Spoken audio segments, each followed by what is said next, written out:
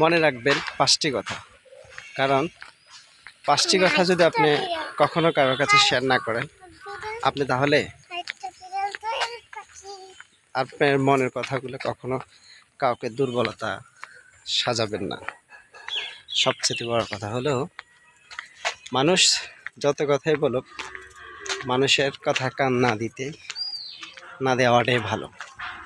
একটা কথা কি, সব কিছু মানুষ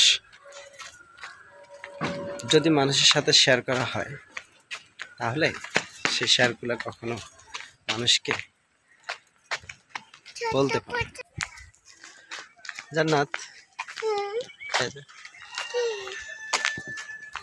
তো ভালো থেকে একটা জিনিস শেখা যায়, কারণ শেখার কখনো বয়স হয় না।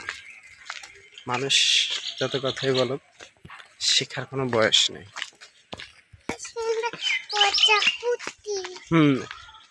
সুন্দর সুন্দর প্রজাপতি আমরা যা মহিলা আমগো জায়গাতে, তো সেই জায়গায় কিন্তু আমরা আজকে ঘুরে ঘুরে দেখাবো অনেক কিছু। ঠিক আছে।